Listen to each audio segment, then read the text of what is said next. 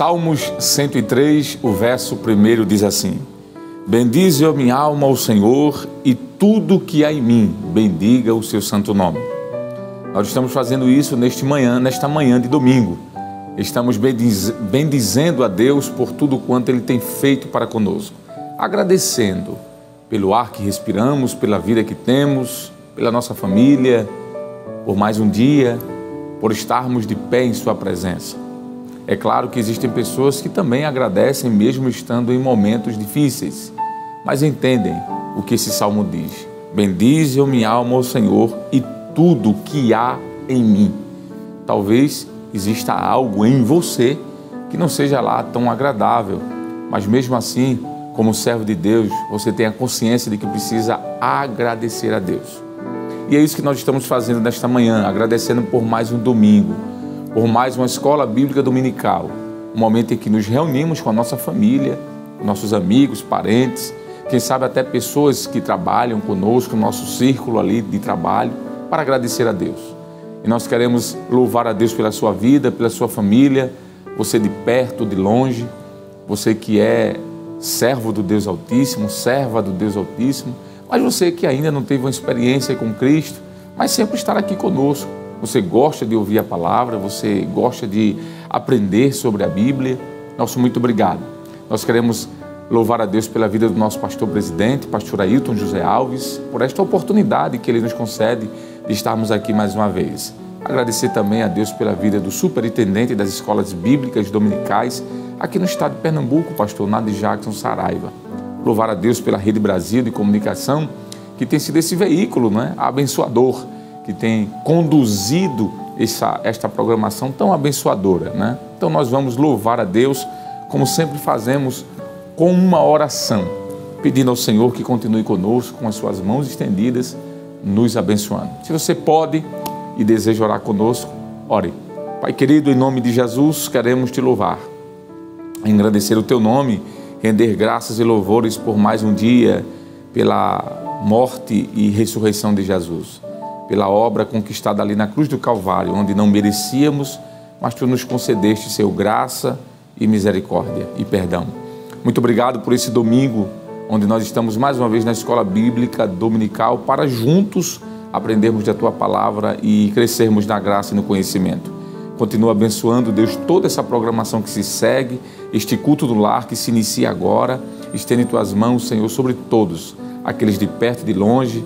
Veja aqueles que estão, Senhor, quem sabe enfermos, detidos em casa ou nos hospitais, ou quem sabe aqueles que estão viajando, trabalhando, mas estão conectados aí pelas plataformas digitais neste culto. Nos ajude em tudo, que as Tuas boas e eternas mãos estejam sempre sobre nós. É o que nós te pedimos em nome de Jesus. Amém e amém. Acabamos de louvar a Deus com uma oração, acabamos de citar um texto da palavra, mas vamos louvar a Deus agora com um hino. A adoração faz parte ao culto ao Senhor. E como sempre tem sido escalado para estar conosco neste momento de adoração e louvor, nosso amigo presbítero Jailson Aguiar. Paz do Senhor, presbítero. Paz do Senhor, pastor. Tudo bem? Satisfação estar aqui. Muito obrigado, da mesma forma. Vamos agora elevar nossas vozes aos céus e o Senhor vai nos conduzir aí nesse momento maravilhoso de adoração. Amém. Também cumprimento a todos com a preciosa paz do Senhor Jesus. Que bênção, que alegria, que vitória estar reunidos e unidos na presença de Deus para louvar o seu nome, aprender a sua palavra. E assim como foi autorizado, vamos abrir nossas harpas no livro de número 20. Olhai para o Cordeiro de Deus, nossa harpa cristã. Livres de pecado, vós quereis ficar. Olhai para o Cordeiro de Deus. Ele morto foi na cruz para vos salvar. Olhai para o Cordeiro de Deus. Olhai para o Cordeiro de Deus. Olhai para o Cordeiro de Deus, porque só Ele vos pode salvar. Olhai para o Cordeiro de Deus. Se estás tentados em hesitação, olhai para o Cordeiro de Deus. Ele encherá o vosso coração, olhai para o Cordeiro de Deus. Olhai para o Cordeiro de Deus. Olhai para o Cordeiro de Deus, porque só Ele vos pode salvar. Olhai para o Cordeiro de Deus. Se estás cansados e sem mais vigor, olhai para o Cordeiro de Deus. Ele vos quer dar seu divinal amor. Olhai para o Cordeiro de Deus. Olhai para o Cordeiro de Deus. Olhai para o Cordeiro de Deus, porque só Ele vos pode salvar. Olhai para o Cordeiro de Deus. Se na vossa senda sombras vêm cair, olhai para o Cordeiro de Deus. Ele com sua graça tudo quer suprir. Olhai para o Cordeiro de Deus. Aleluia! Olhai para o Cordeiro de Deus. Olhai para o Cordeiro de Deus, porque só Ele vos pode salvar. Olhai para o Cordeiro de Deus. Aleluia, glória a Deus. Reafirmemos esta verdade: só em Jesus a salvação. Ele é o Cordeiro de Deus que tira o pecado do mundo. Aleluia, exclamemos com vigor esta verdade mais uma vez. Olhai para o Cordeiro de Deus. Olhai para o Cordeiro de Deus, porque só Ele vos pode salvar. Olhai para o Cordeiro de Deus. Aleluia, glória a Deus. Vamos louvar ao Senhor, ao nome do nosso Deus também, cantar essas verdades sagradas com o hino de número 139 da nossa harpa cristã. São os hinos sugeridos na nossa lição da escola dominical. Jesus, meu eterno Redentor. Ele fez uma eterna redenção. Glória a Deus.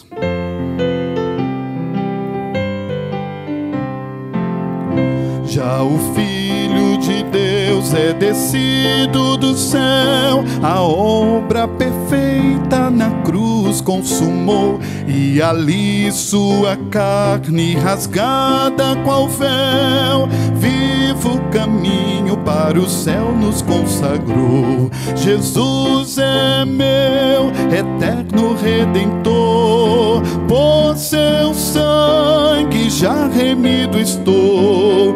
Deu-me paz, poder consolador, vivo contente, pois Ele me amou.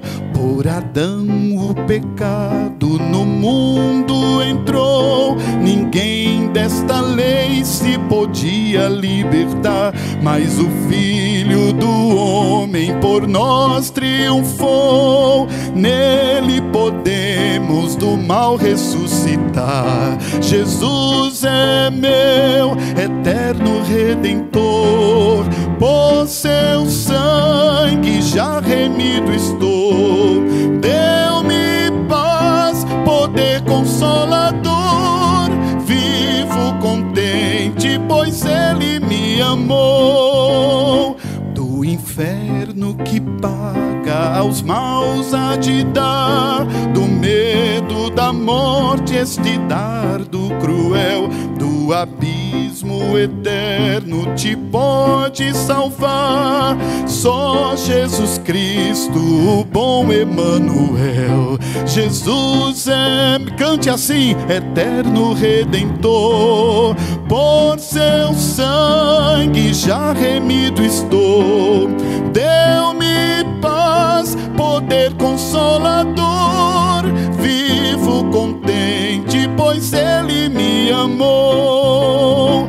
Bem alegres buscamos a pátria de amor, do qual Deus no céu para nós preparou, onde sempre veremos o nosso Senhor, Cristo Jesus, que do mal nos libertou. Jesus é meu eterno Redentor, por seu sangue já remido estou.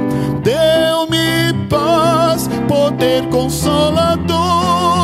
Vivo contente, pois Ele me amou.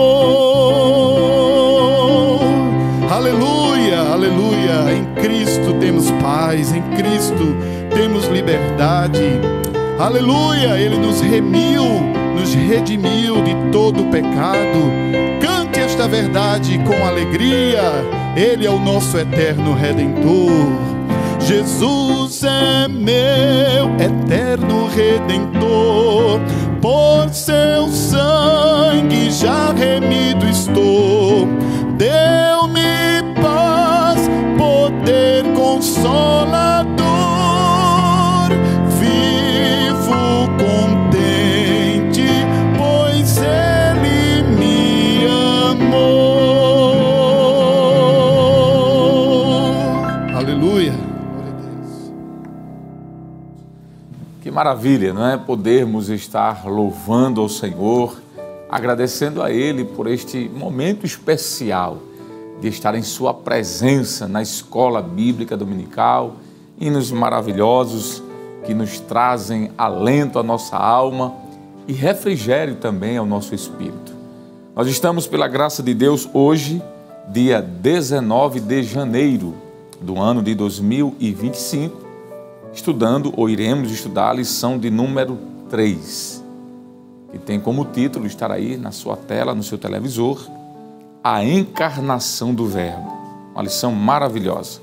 O texto áureo da nossa lição nos diz assim: e o Verbo se fez carne e habitou entre nós, e vimos a sua glória, como a glória do unigênito do Pai, cheio de graça e de verdade.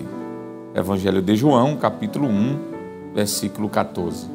A verdade prática nos diz assim: a vinda do Filho de Deus em forma humana é um fato presenciado por muitas testemunhas. Por isso, a negação da sua historicidade não se sustenta. Esta lição ela está dividida em 3 pontos, que são os mesmos objetivos da lição. E o primeiro objetivo, ou o primeiro ponto desta lição, é estar claríssimo ao dizer que é elencar as heresias que negam a corporidade de Cristo. Segundo objetivo é descrever a afirmação apostólica da corporeidade de Jesus Cristo. E terceiro e último, relacionar como as heresias que negam a humanidade e deidade de Cristo se revelam atualmente. Então, ponto 1 da lição: heresias que negam a corporeidade de Cristo. 2, a afirmação apostólica da corporeidade de Jesus. E 3, como essas heresias se revelam hoje. A leitura bíblica em classe da nossa lição, ela encontra-se em 2 livros do Novo Testamento. A primeira epístola de João, capítulo 1, versículo do 1 ao 3, e depois capítulo 4, versículo do 1 ao 3, e depois a segunda epístola, versículo 7, já que só tem um capítulo. E eu quero, como sempre, convidar você a estar lendo conosco, você que não tem a lição da Escola Bíblica Dominical, você tem a oportunidade de ler, está aí na sua tela, você pode acompanhar conosco. Vamos fazer essa leitura juntos então. Capítulo 1 da primeira epístola de João, versículo 1. O que era desde o princípio, o que vimos com os nossos olhos e o que temos contemplado, e as nossas mãos tocaram a palavra da vida.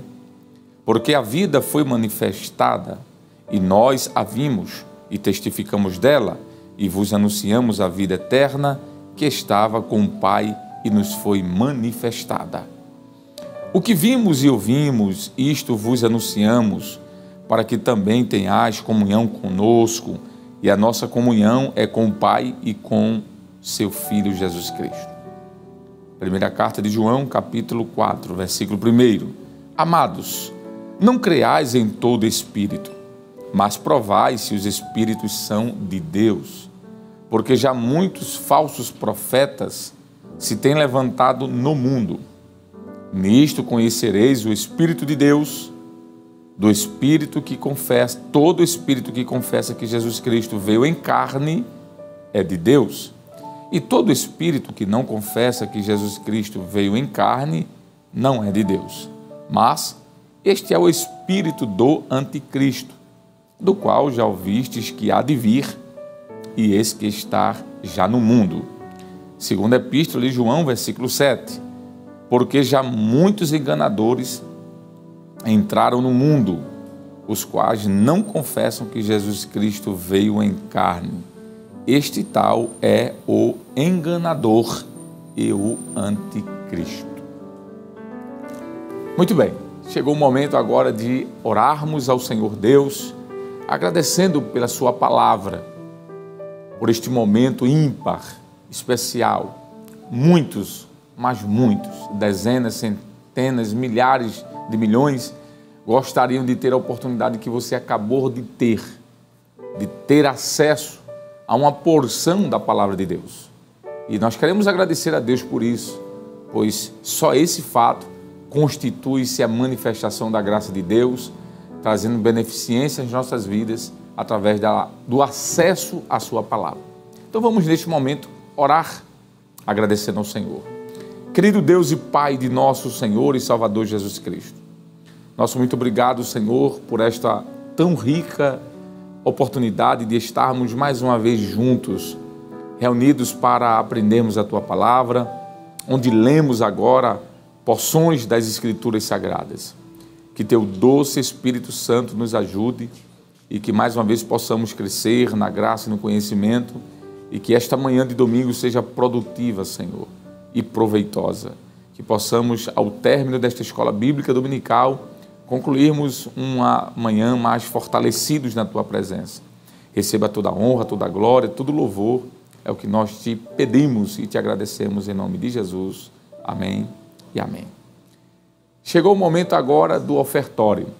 É aquele instante em que eu e você vamos contribuir para a manutenção da obra do Senhor. É um momento importantíssimo no culto, porque a obra é feita por nossas ou através das nossas contribuições.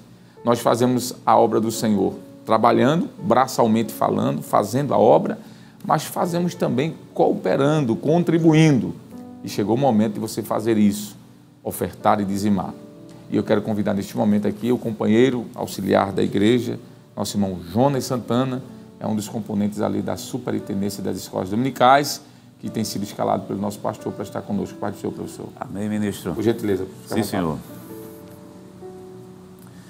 Meu querido irmão em Cristo Jesus, nós queremos saudar todos com a paz do Senhor e falar da nossa alegria, falar da nossa satisfação de estarmos aqui na casa de Deus, participando dessa escola bíblica dominical. Como é bom estar aqui, como é bom cultuar a Deus. E como nós estamos participando de um culto, meu querido irmão em Cristo Jesus, o culto tem louvores, você já louvou.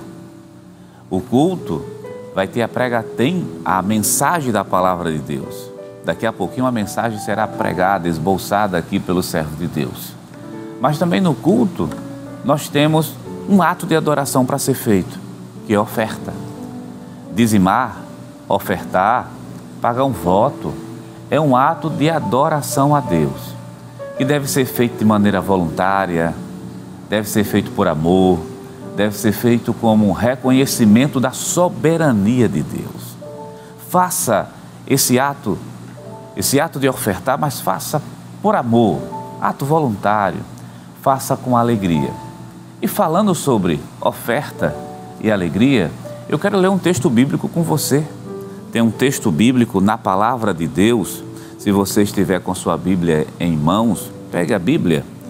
Segundo livro aos Coríntios, capítulo 9 e o versículo de número 7. Diz assim o texto bíblico: cada um contribua segundo propôs no seu coração, não com tristeza ou por necessidade, porque Deus ama aquele que dá com alegria. Meu amado irmão em Cristo Jesus, faça com alegria. Para fazer com alegria, tem que fazer com gratidão. Fazer com alegria tem que fazer também como sendo um ato de adoração a Deus. Então, se você pode fazer, quer fazer, nesse momento, adorar a Deus também através de seus dízimos e oferta, você também tem essa oportunidade. E a Igreja Evangélica Assembleia de Deus aqui no estado de Pernambuco, pensando em você que está em outro país, você que está em outro estado, você que está aqui na capital pernambucana, aqui no Recife, mas muitas vezes não tem a disponibilidade de constantemente estar num templo da Assembleia de Deus, mas quer ofertar. Então a igreja vem disponibilizando alguns canais. Vai aparecer agora aí na sua tela. Você está vendo o QR Code. Quando você aponta a câmera do seu celular para o QR Code, você será redirecionado a uma das contas da igreja. Logo abaixo tem um CNPJ, 10 632 404 1000 ao contrário e o dígito de número 51. Você está vendo ao lado contas da Caixa Econômica, Banco do Bradesco e o Banco do Brasil. É bom lembrar que todo o depósito deve ser feito em nome da Igreja Evangélica Assembleia de Deus em Pernambuco. Então esses são alguns dos canais que estão à sua disposição para você adorar a Deus também através dos seus dízimos e das suas ofertas. E eu quero convidá-lo nesse momento para nós fazermos uma oração. Vamos realizar uma oração? Mas eu quero lhe convidar para a gente fazer aquela oração de agradecimento, aquela oração de gratidão a Deus pelas bênçãos recebidas, pelo pão que é colocado nas nossas mesas, pela vida. Agradeça a Deus nesse dia de domingo, você está vivo. Nesse dia de domingo, seja grato a Deus por tudo que Ele tem lhe concedido. E querido irmão, vamos incluir nessa oração as pessoas que estão desempregadas. Deus é o mesmo, Deus pode fazer prodígios e maravilhas e até num dia de domingo feito hoje, abrir uma porta de trabalho para você. Nos acompanhe nessa oração, vamos orar ao Senhor no nome santo e poderoso de Jesus. Nos acompanhe onde você estiver. Pai eterno, Cristo amado, Deus da glória, como é bom estar na tua casa, como é bom te adorar, como é bom parar na relva para ouvir a tua santa palavra. Agora recebe a nossa adoração, Pai, que se faz representar através dos dízimos, das ofertas, daquele voto que está sendo pago. Abençoa cada família, cada telespectador. Usa de misericórdia, meu Deus, meu Pai, com essa família que está desempregada, com esse teu servo, que é o chefe da casa, o dono da casa, com essa mulher que precisa sustentar a casa, que a tua mão santa, a tua mão poderosa possa estar estendida, abençoando e abrindo as portas. Agora recebe a nossa gratidão, recebe o nosso louvor, recebe a nossa alegria por esse ato de adoração que juntamente com o teu povo estamos fazendo. Recebe isso no nome santo e poderoso de Jesus. Amém. Amém. E meu querido irmão em Cristo Jesus, você continua conosco aqui na Rede Brasil de Comunicação e nós vamos adorar a Deus. E dessa feita, o evangelista Alessandro Barreto, primeiro secretário da Superintendência das Escolas Dominicais aqui no estado de Pernambuco, convida o presbítero Jailson Aguiar. Paz do Senhor, presbítero, alegria, uma satisfação. Vamos adorar a Deus. Glória a Deus. Meus amados, hino de número 255, meu Redentor. Enquanto louvamos a Deus com os nossos dízimos e ofertas, vamos adorar o Senhor. Glória a Deus. Na cruz morrendo, meu Redentor, minhas maldades todas levou. Se o recebes, tem seu amor, pois teu teus pecados Jesus perdoou. Quando Deus o sangue vir, que Jesus já verteu, passará sem te ferir. No Egito assim sucedeu. Deus quer salvar ao vil malfeitor, como promete sempre fará. Nele confia, ó pecador, e pela fé vida nova terás. Quando Deus o sangue vir, que Jesus já verteu, passará sem te ferir. No Egito assim sucedeu.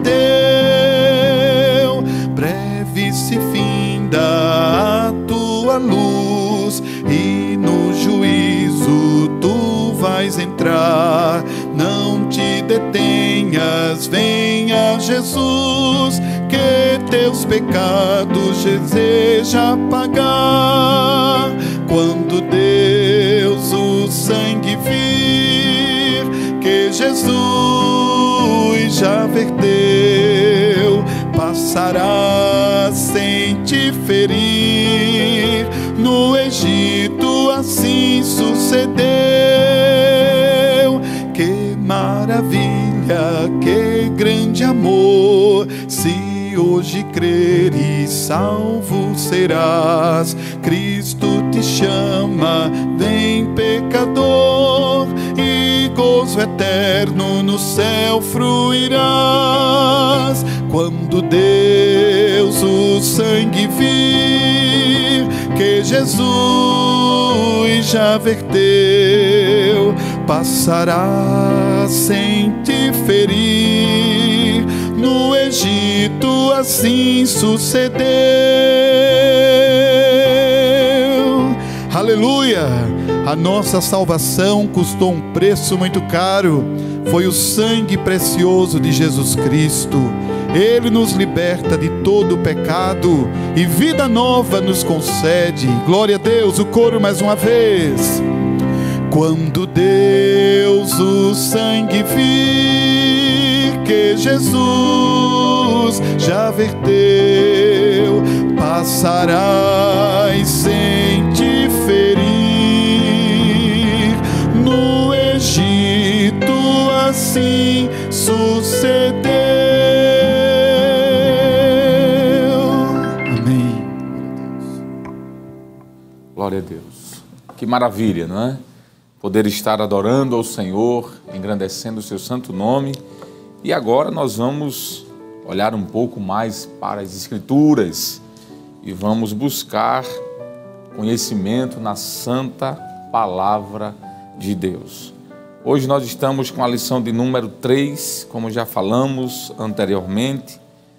Hoje, dia 19 de janeiro, a lição de número 3, que tem como título A Encarnação do Verbo. Nós vamos, neste momento, compartilhar com os irmãos aquilo que está proposto, escrito pelo pastor Ezequias Soares, um assunto bastante pertinente. Eu gostaria de, já de antemão, convidar a você a ler conosco a introdução desta lição. A introdução é importante porque ela vai abrir caminho, não é? Para a gente começar o assunto. Diz assim: vamos começar a apologética cristológica no presente trimestre com o tema A Encarnação de Jesus. Uma doutrina sobre a humanidade de Cristo. O mesmo apóstolo João, que se empenha em mostrar a deidade absoluta de Jesus, se preocupa também em enfatizar que Jesus viveu entre nós, participou da natureza humana e teve corpo físico humano. A presente lição é uma apologia à sua humanidade plena. Muito bem. O que seria apologia é a defesa. Então, esta lição de hoje traz a ideia de uma defesa da humanidade de Jesus. A lição, o título, como já falei, traz a informação da encarnação do Verbo. Eu penso que é importante trazermos aqui uma definição dessa palavra encarnação, já que a lição ela não trouxe. O pastor Ezequiel Soares construiu uma lição muito bem escrita, obviamente, mas a definição do que é encarnar não está na lição. Então eu acho interessante trazermos essa definição. A palavra encarnação, ou a expressão encarnação, é um termo usado pelos teólogos para indicar que Jesus, o Filho de Deus, assumiu forma humana. Então a expressão encarnar é em carne. É aquilo que foi feito em forma de carne. Então encarnar-se significa fazer-se carne, fazer-se homem, tornar-se humano ou revestir-se de carne. É isso que significa a palavra encarnar. E na história da humanidade, o único que encarnou foi Cristo. Nenhum outro ser teve esta habilidade ou esta possibilidade de encarnar. A encarnação do Verbo constitui, então, o que nós chamamos do autoesvaziamento de Cristo. É da expressão grega ekenosen, que significa autoesvaziamento, auto-humilhação, auto-neutralizar-se, auto-anular-se, despir-se de uma digna, justa posição, descendo a uma condição inferior. Então, encarnar é isso, é descer de uma condição superior para uma condição inferior. A encarnação, essa doutrina da encarnação, ela afirma especificamente a humanidade de Jesus. A palavra encarnar, como eu já falei, significa o ato de ser feito carne. É por isso que o apóstolo João, quando escreveu o evangelho que recebe o seu nome, Evangelho de João, capítulo 1 e o versículo 14, ele diz o seguinte sobre a questão da encarnação. Veja bem, e o Verbo se fez carne. E quem é esse Verbo que se fez carne? No versículo 1 do capítulo 1 de João, ele diz, no princípio era o Verbo, ou seja, a palavra, e o Verbo estava com Deus, e o Verbo era Deus. Então, este Verbo que João está falando aqui é o próprio Jesus, é o próprio Cristo. E aqui ele nos diz no versículo 14 que esse Verbo que estava lá no início, no princípio ou antes de todas as coisas, ele se fez carne. Veja a expressão, se fez, se fazer carne é encarnar. E habitou entre nós e vimos a sua glória como a glória do unigênito do Pai, cheio de graça e de verdade. Então nós podemos dizer que encarnar é isso.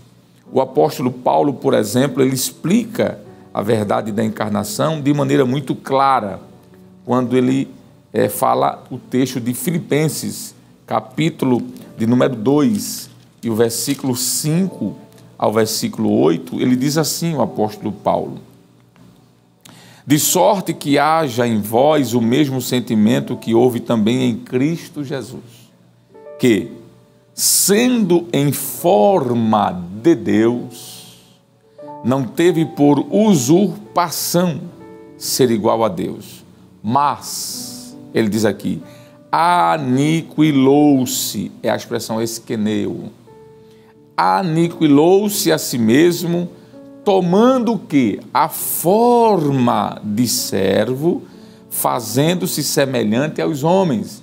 Esta semelhança aqui fala do corpo físico e não da semelhança no sentido do pecado. E Paulo continua, e achado na forma, veja que ele fala por 3 vezes a expressão forma, e achado na forma de homem, humilhou-se a si mesmo, sendo obediente até a morte e a morte de cruz. Então nós podemos, nesta introdução, dizer que encarnação é isso, e afirmar ainda que sem a encarnação, Cristo não poderia realmente morrer, e se ele não pudesse morrer, a cruz não teria sentido, porque Cristo, o ser divino de Cristo, é um ser espiritual. Então, se ele não tivesse corpo, ele não tinha como ser sacrificado na cruz do Calvário. Por isso que a encarnação ela é necessária. O escritor aos Hebreus disse no capítulo 10, versículo 5, pelo que entrando no mundo, diz, sacrifício e oferta não quiseste, mas corpo, olha o que diz aqui, me preparaste. Então, nós podemos dizer de que a encarnação constitui-se nisso. A encarnação de Jesus foi o próprio Deus vindo habitar entre os homens. O próprio nome, não é, que o anjo disse para Maria mostra isso. Quando o anjo Gabriel disse que o nome daquela criança que seria colocado em seu ventre seria Emanuel, que a expressão Emanuel quer dizer Deus conosco. A encarnação. O nome Emanuel já apresenta esse verbo que se fez carne. Isaías, o profeta Isaías, no capítulo 6, versículo 9, ele diz, portanto, o mesmo Senhor vos dará um sinal, e eis que uma virgem conceberá e dará à luz um filho. Observe que a expressão dará à luz um filho fala dessa humanização do verbo de Deus, desta encarnação. Alguém pode substituir sem nenhum problema o termo encarnar por humanizar, que vai ser a mesma coisa.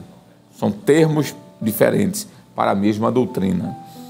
Nós podemos ainda citar Isaías 7, verso 14, quando diz assim, portanto, o mesmo Senhor vos dará um sinal, eis que uma virgem conceberá e dará à luz um filho, e será o seu nome Emanuel. Isaías 7 e 14. E o texto de Isaías 6 e 9, porque um menino nos nasceu e um filho se nos deu. Um menino nos nasceu. Esse nascer é a sua humanidade. Ok? Nós podemos afirmar também, quando Paulo disse aos Colossenses, capítulo 2, versículo 9, a seguinte expressão, porque nele, em Jesus, habita corporalmente toda a plenitude da divindade. Esse texto de Colossenses 2 e 9 traz a ideia de tabernacular-se, morar em tendas. Foi isso que Jesus fez. Ele, quando esvaziou-se de sua glória, ele não deixou de ser Deus. Ele apenas abriu mão temporariamente de se utilizar dos atributos que é naturalmente dele. Então, isso nós podemos dizer que é sim ser encarnado, é tabernacular-se, é a ideia de algo provisório, de uma tenda. Nós podemos dizer que essa encarnação demonstra a autorrenúncia de Jesus. Nós já citamos aqui Filipenses capítulo 2, mas o versículo 7 e 8 é mais preciso. Capítulo de número 2, o versículo 40 do Evangelho, conforme escreveu Lucas, nos diz que Jesus crescia em sabedoria, em estatura e em graça para com Deus e para com os homens.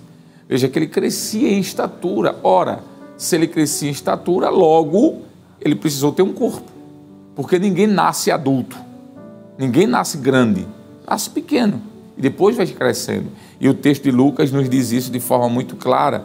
Lucas, ainda no capítulo 2, verso 52, nos diz que aquele menino crescia e se fortalecia em espírito. Veja a expressão crescer. Aquele menino crescia. A declaração de fé das Assembleias de Deus no Brasil, que é um documento oficial que temos, que fala da nossa doutrina, da nossa teologia, diz assim: cremos, professamos e ensinamos que o Senhor Jesus Cristo é o Filho de Deus e o único mediador entre Deus e os seres humanos, enviado pelo Pai para ser Salvador do mundo. Aí a declaração diz assim: verdadeiro homem e verdadeiro Deus. Cremos na concepção e no nascimento virginal de nosso Senhor Jesus Cristo e que ele foi concebido pelo Espírito Santo no ventre da Virgem Maria. Isso está na Declaração de Fé, na página 59. Então nós podemos afirmar, sem nenhum problema, de que a condição da encarnação de Jesus é o que foi necessário para ele ser o mediador entre Deus e os homens. Era preciso haver ali um mediador. É por isso que Hebreus 2:14 diz assim: e visto como os filhos participam da carne e do sangue, também ele, Jesus, participou das mesmas coisas. Veja, Jesus teve um corpo, Jesus teve uma constituição humana. Hebreus 2:14 mostra isso. Hebreus 2:17 diz: pelo que convinha que em tudo Jesus fosse semelhante aos seus irmãos. Semelhante em quê? Na constituição física. Ele precisava ter esse corpo. Deus lhe preparou um corpo, como está em Hebreus 10 e o versículo 5. Quando Jesus ressuscitou dos mortos, ao terceiro dia, ele apareceu aos seus discípulos e ele disse ter corpo, mesmo glorificado. Lá em Lucas 24, verso 39, diz assim: disse-lhe Jesus: vede as minhas mãos e os meus pés, que sou eu mesmo. Tocai-me e vede, pois o espírito não tem carne nem ossos, como vedes que eu tenho. Veja que Jesus disse: olha, eu tenho um corpo físico. Ele estava glorificado, com um corpo glorioso, como Paulo diz em Filipenses, de que ele tem um corpo glorioso assim como nós teremos. Mas esse corpo glorioso não anulou a sua materialidade também. Jesus tinha um corpo. Quando nós olhamos para a primeira carta que João escreve, no capítulo 4, versículo 2 e 3, João diz assim: nisto conhecereis o Espírito de Deus. Todo espírito que confessa que Jesus Cristo veio em carne é de Deus. E todo espírito que não confessa que Jesus Cristo veio em carne não é de Deus, mas este é o espírito do anticristo. Então, negar a encarnação de Jesus é negar um dos principais pilares do cristianismo. Quando Paulo escreve, por exemplo, sua carta a Timóteo, no capítulo de número 2 e o versículo 5, ele diz assim: porque há um só Deus e um só mediador entre Deus e os homens. Aí ele diz: Jesus Cristo, homem. Jesus Cristo, homem. Quando Paulo usa essa expressão aqui, Jesus Cristo, homem, ele está falando dessa natureza humana que Jesus tinha. E essa natureza humana só era possível, obviamente, se ele tivesse um corpo, se ele tivesse encarnado, não é? Já citamos aqui João 1:1, 1:14, quando diz que o verbo se fez carne. Mas nós podemos citar João 21:20, quando diz que o apóstolo João recostara sobre o peito de Jesus a sua cabeça. Ora, se Jesus fosse um fantasma, como algumas seitas heterodoxas dizem, ele não teria como encostar sua cabeça no peito de um espírito. Ele só fez isso porque Jesus tinha corpo. João nos diz na primeira carta de João, capítulo 1, versículo 1, que ouviu Jesus, viu Jesus, contemplou Jesus e tocou em Jesus. Ora, ver e ouvir um espírito até que é possível, mas tocar no espírito, isso não é possível. E João disse que as suas mãos apalparam, tocaram em Jesus. Nós podemos dizer claramente, então, de que o verbo encarnado é sim uma doutrina bíblica e que deve ser defendida por todos aqueles que entendem que Jesus foi homem. A Bíblia Sagrada está cheia de versículos onde Jesus é chamado de Filho do Homem. Homem ali fala da humanidade de Maria. Maria era mulher, filha de um homem, e Jesus é filho do homem. Ou seja, Jesus teve a natureza humana, não pecadora, caída. A natureza humana no sentido da sua corporeidade, da sua constituição física. Então nós poderíamos expressar aqui textos como Mateus 9, verso 6, Mateus 12, verso 8, Marcos capítulo 8, verso 31, Lucas 9, 56, Lucas 12 e 18 e outros textos mais que poderia ser citado aqui neste momento, que apontam para Jesus tendo corpo. E outra coisa, a Bíblia é tão maravilhosa que apresenta Jesus tendo corpo, alma e espírito. Se você quiser anotar, por exemplo, Mateus 26 e 12 e Lucas 24, 39 diz que ele teve um corpo. Mateus 28 e 38 diz que ele teve uma alma. E João 11, 33 diz que ele teve um espírito. Então, sendo assim, eu acredito que a gente pode voltar agora para a lição, já que foi feita essa exposição sobre a doutrina da encarnação do Verbo, haja vista que na lição não foi comentado. O ponto 1 da nossa lição fala sobre heresias que negam a corporeidade de Cristo. Vamos ler? O que é o docetismo? O termo vem do grego dokel, que significa ter aparência. O docetismo é a mais antiga heresia da história da igreja e consiste em negar que Jesus tivesse tido corpo físico humano. Sua humanidade era simplesmente uma aparência como um fantasma. Então, só para explicar aqui esse ponto. Esse grupo chamado docetistas, ou o grupo do docetismo, afirmava justamente de que eles eram gnósticos. E o que é um gnóstico? O gnosticismo era um grupo que surgiu ali um pouco antes do início da igreja, do século I, que afirmava que tudo aquilo que é espiritual é bom, é puro, e tudo aquilo que é físico é mau, é contaminado. E por isso, Jesus não poderia ter nada mal em si, em sua constituição. Portanto, ele não teria corpo. Digamos que a intenção do docetismo e do gnosticismo neste aspecto seja até positiva, só que isso implica em um problema. E qual é o problema? Negar a corporeidade de Cristo, ou de Jesus. Que de fato Jesus não teve nada de mal, mas não significa dizer que ele ter corpo tinha algo mal. Até porque ele não foi fruto de um relacionamento entre um homem e uma mulher. Porque Maria recebeu a visita do anjo, Gabriel, e o anjo disse: olha, o ente que há no teu ventre, o ente que está lá é santo. Quando ele disse santo, ele quis dizer que ele é isento de pecado. Ele não foi fruto de um relacionamento comum entre um homem e uma mulher.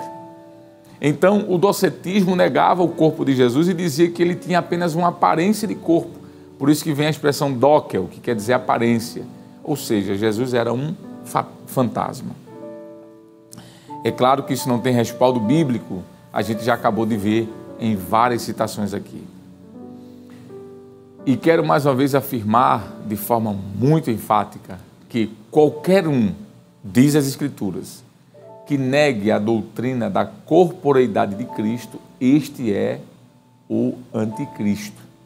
Quem diz isso é o apóstolo João. Na sua primeira carta, no capítulo 4, João diz isso no versículo de número 1. Veja o que aqui João diz.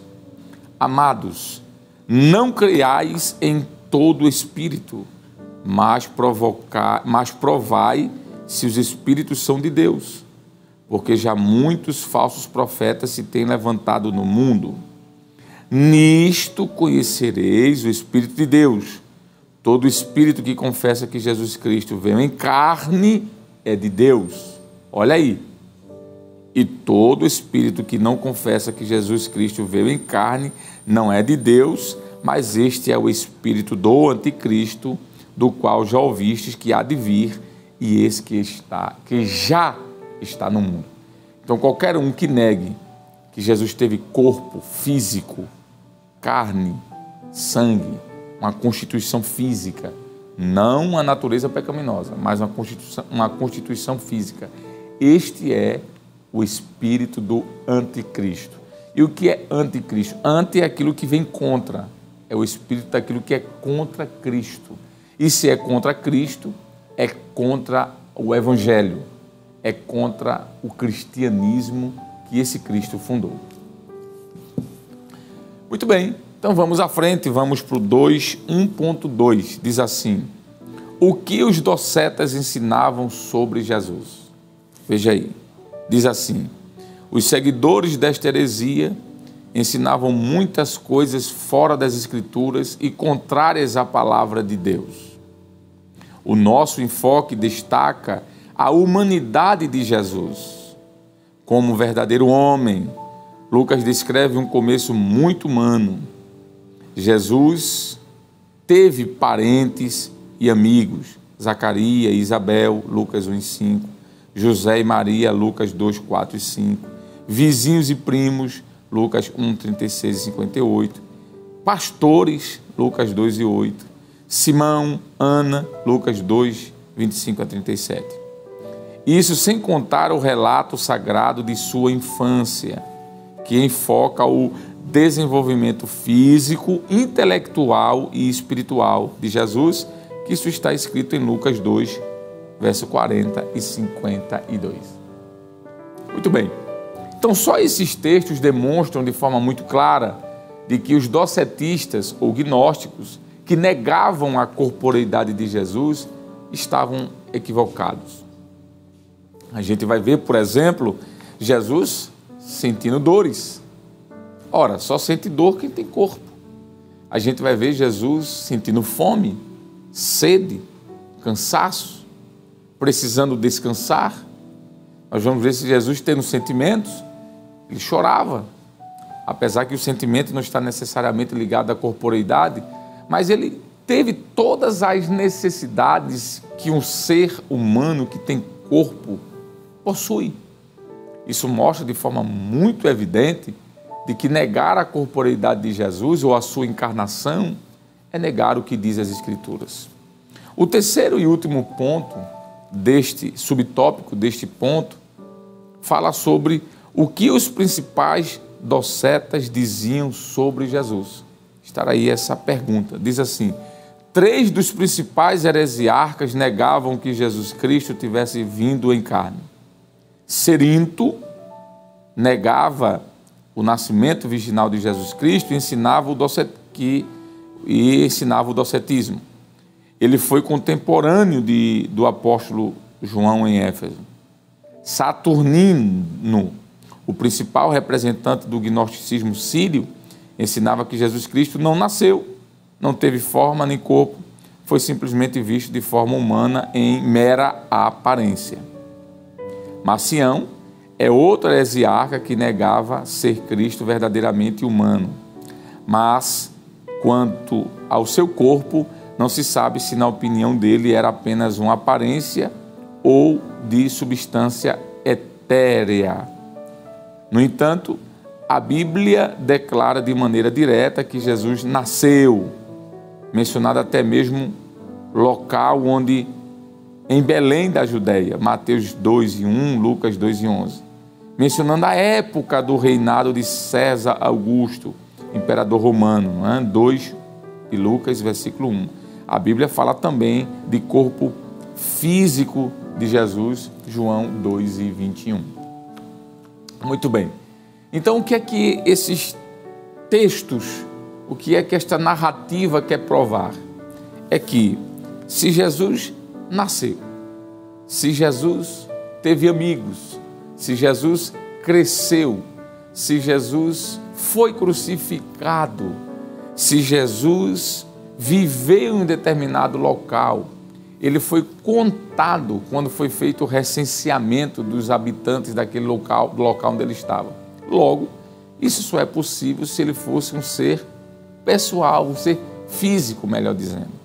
Não teria como Jesus ter amigos, não teria como ele ser contado, não é como se fosse o nosso IBGE, por exemplo.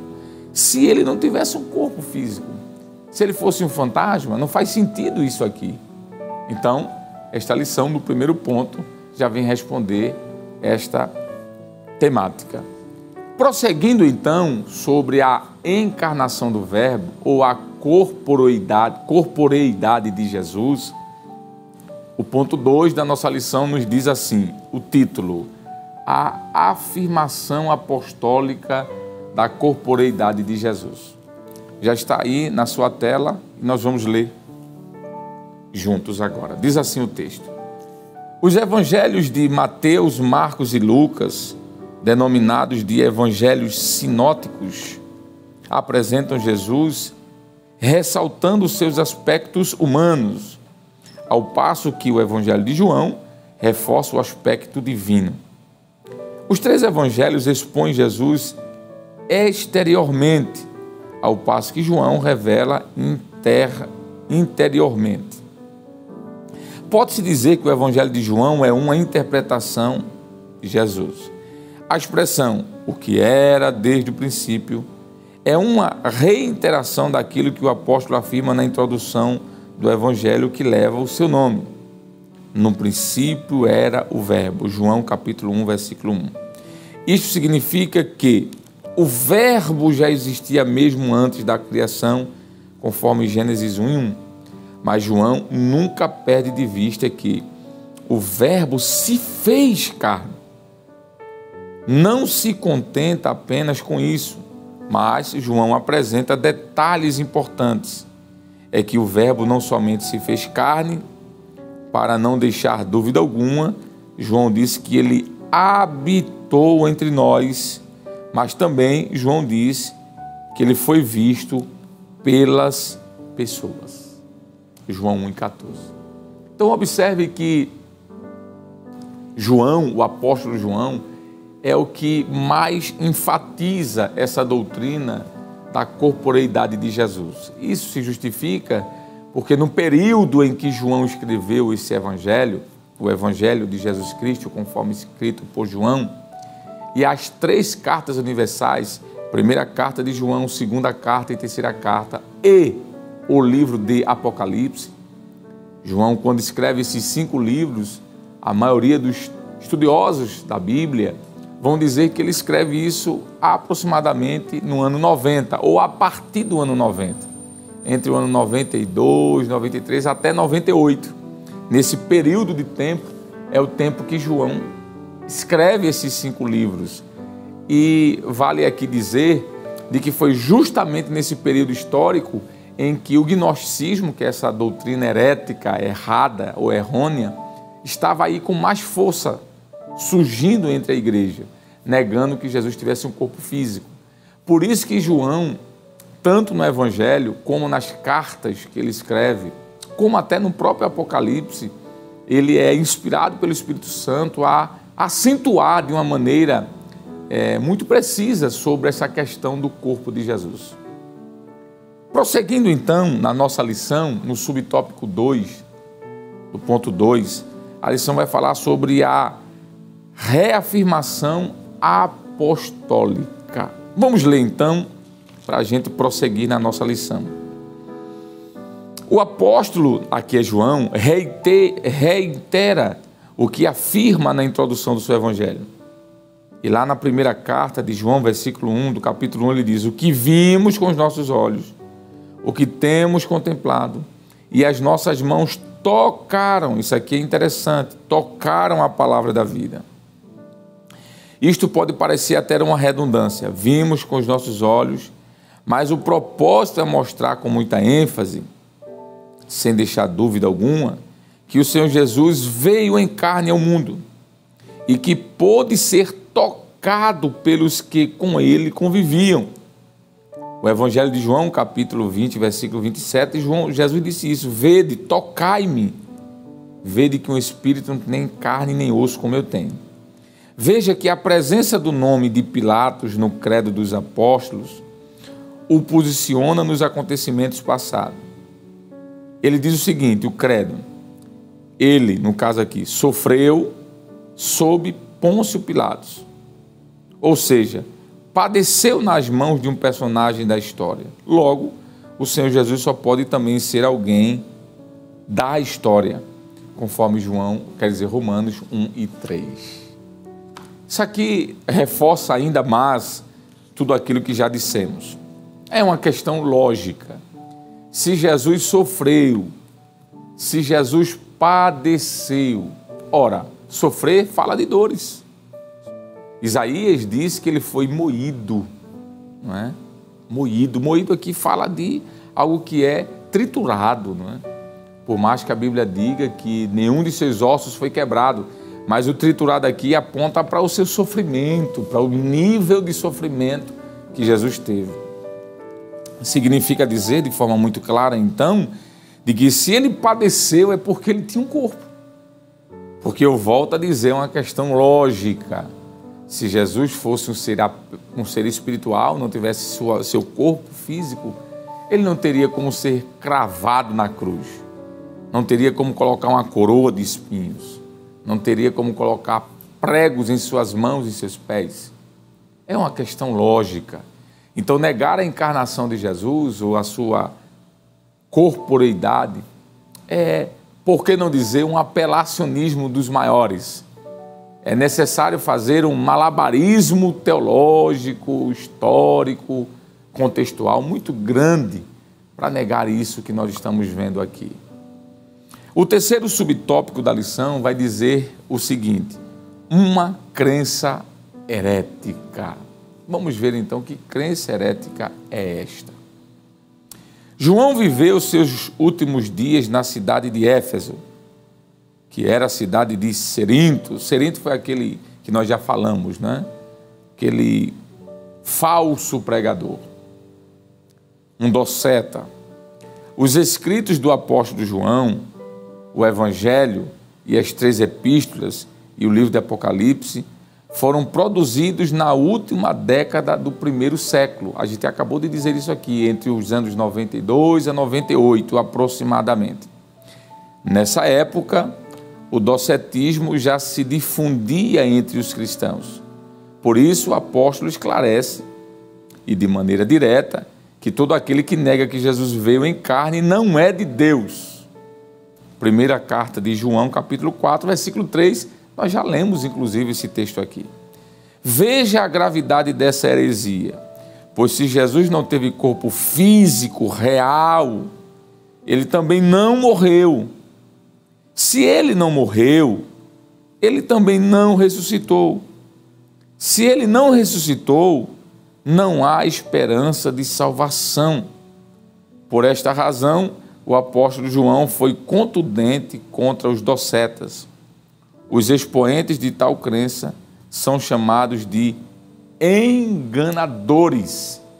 Isso está escrito na segunda carta de João, versículo 7, que é, inclusive, parte da leitura bíblica em classe, quando João diz assim: porque já muitos enganadores entraram no mundo, os quais não confessam que Jesus Cristo veio em carne. Este tal é o enganador e o anticristo. Veja que o pastor Ezequiel Soares construiu uma narrativa aqui, uma construção teológica muito bem escrita, preparada. Esse ponto que nós lemos aqui, eu vou repetir: se negar que Jesus teve um corpo, nega que Jesus morreu. Negar que Jesus morreu, porque um espírito não vai morrer. Negar que Jesus morreu, nega que ele ressuscitou. Negar a ressurreição, logo, torna a nossa fé vã.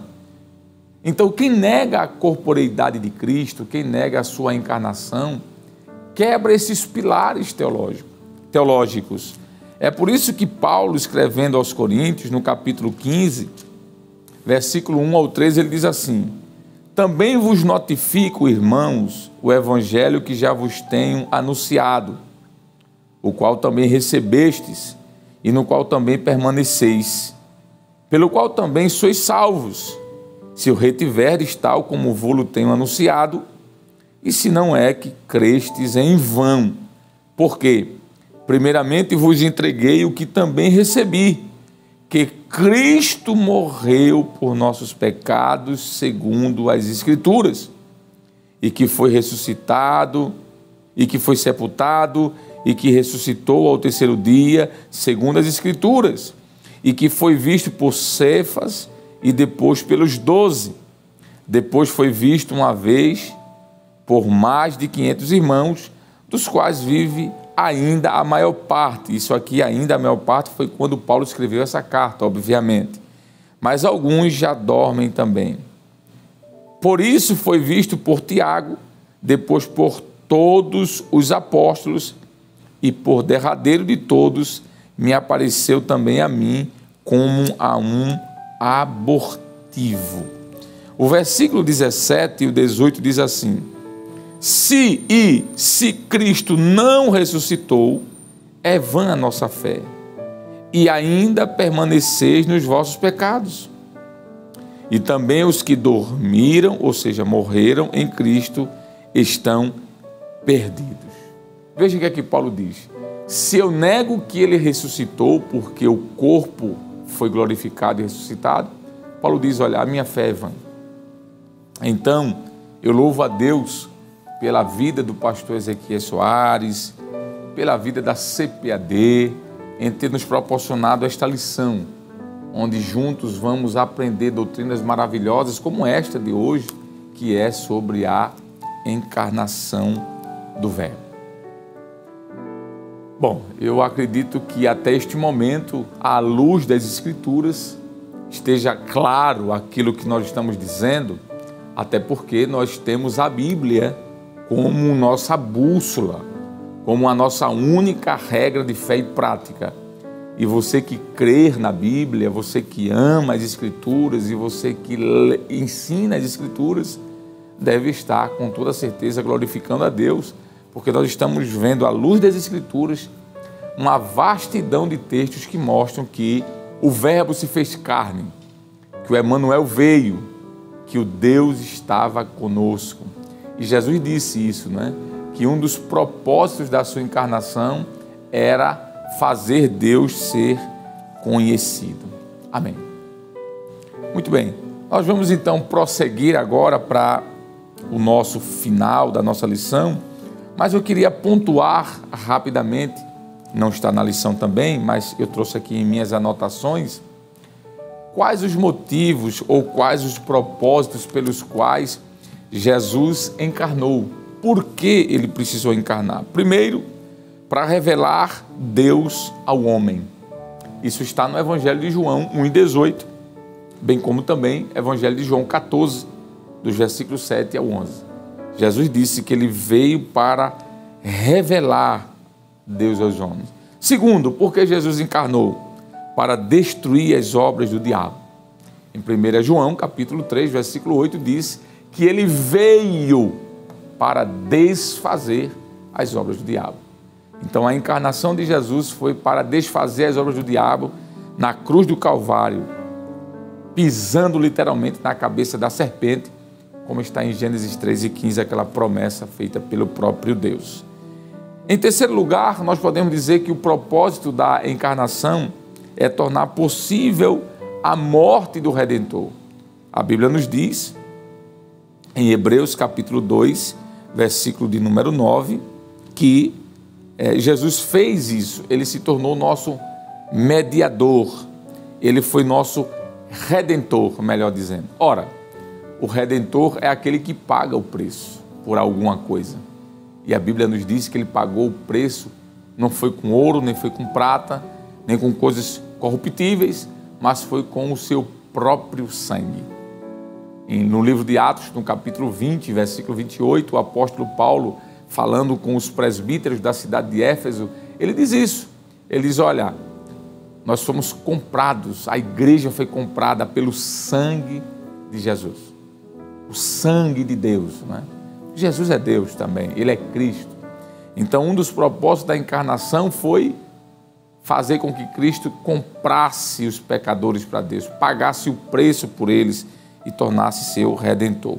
E por fim, podemos dizer que em quarto lugar, o propósito da encarnação de Jesus foi torná-lo nosso sumo sacerdote. Isso está em Hebreus capítulo 4, versículo do 14 ao 16. E agora sim, indo para a conclusão, para o desfecho, né, para o fechamento desta lição, nós vamos para o terceiro ponto, que tem como título Como essas heresias se revelam hoje. Leia comigo. Primeiro, quanto ao nascimento virginal de Jesus. Esse primeiro ponto. Há movimentos que negam o nascimento virginal de Jesus, como os Mormons, a Igreja da Unificação, e ensinam que ele não foi gerado pelo Espírito de Deus, pelo Espírito Santo. Negar a concepção e o nascimento virginal de Jesus é uma das marcas desses movimentos. É o ensino moderno de Cerinto e seus seguidores. Continuando aqui, diz assim: negar a concepção virginal de Jesus é uma das marcas desse movimento. É o ensino moderno de Cerinto e seus seguidores. A Bíblia anuncia de antemão a concepção e nascimento virginal de Jesus desde o Antigo Testamento. E aqui nós temos Isaías 7,14 e seu cumprimento histórico no Novo Testamento. Jesus foi gerado pelo Espírito Santo, conforme Mateus capítulo 1, verso 18 e o verso 20. O anjo Gabriel disse a Maria: descerá sobre ti o Espírito Santo e a virtude do Altíssimo te cobrirá com a sua sombra. Lucas 1:35. Então esse ponto nos apresenta a argumentação falsa de alguns movimentos, como foi lido aqui, negando esse nascimento virginal de Jesus. O que é o nascimento virginal? É o nascimento de uma virgem. Ora, se é virgem, não houve contato com o homem. Então a Bíblia já falava lá em Isaías, capítulo 6, o capítulo 9, capítulo 7, de que a virgem conceberia. Conceber é dar à luz. Então, qualquer movimento que negue que Jesus nasceu de uma concepção milagrosa, como foi anunciada pelo anjo Gabriel, Maria não tinha contato com homem algum, o próprio texto diz isso, inclusive é um dos receios de Maria, no momento até sem entender muito o que estava acontecendo, quando ela diz: como acontecerá isso, se eu não tenho contato com o homem? José era noivo de Maria, ele não havia casado ainda com Maria. Aí Maria, em outras palavras, diz para o anjo Gabriel: isso é impossível. Aí Lucas 1:37 tem a resposta de Gabriel para Maria, quando ele diz assim: Maria, para Deus nada é impossível. Para Deus nada é impossível. Então o nascimento virginal de Jesus é fruto de um milagre da operação do Espírito Santo na vida de Maria. O subtópico 2, e aí é o penúltimo, fala sobre quanto à morte e ressurreição de Cristo. Há heresias que negam o nascimento virginal, e agora nós vamos falar sobre algumas heresias que negam a ressurreição. O heresiarca gnóstico do Egito, Basílides, negava a crucificação de Cristo. Dizia que Simão, o sirineu, transfigurou-se e foi equivocadamente crucificado, e que o populacho o tomou por Jesus. Assim sendo, Cristo apenas presenciou a crucificação de Simão, seu suposto sósia. O Alcorão, o livro sagrado dos muçulmanos e sua principal fonte de autoridade espiritual, declara que o Senhor Jesus não foi crucificado e que tudo não passou de uma simulação. Isso está no Alcorão, capítulo 4, verso 157. Nas notas explicativas de rodapé nas edições do Alcorão, eles afirmam que um sósia de Jesus foi levado à cruz. Isso se parece com a ideia de Basílides. Essa doutrina contraria todo o pensamento bíblico e os fatos históricos. A Bíblia ensina que Jesus morreu e ressuscitou dentre os mortos. Então, do mesmo jeito que existem movimentos heréticos, falsos, que negam que Jesus nasceu de uma virgem, de uma forma milagrosa, foi concebido naquele ventre e nasceu, também há aqueles movimentos heréticos que negam que Jesus morreu, que foi crucificado na cruz. Nós acabamos de ler agora alguns nomes que no seio da história da igreja defendem de que não foi Jesus que foi crucificado, foi um sósia, ele foi substituído ali. Por isso que depois ele apareceu, entre aspas, vivo, porque não foi ele quem foi crucificado. Foi uma manobra que foi feita ali no primeiro século. Isso é uma argumentação falsa, é uma argumentação inverídica, Isso é, em nossa linguagem atual, uma fake news. Jesus morreu sim, há provas disso. Nós temos aí a própria Escritura como um documento histórico que assevera isso, que Jesus morreu e que ao terceiro dia ele ressuscitou. E agora, por fim, o último subtópico da lição vai falar sobre a confirmação histórica. Diz assim: a confirmação bíblica histórica da morte de Jesus é fato incontestável. Veja aí a expressão. Historiadores não cristãos, judeus e romanos, atestaram a morte de Jesus.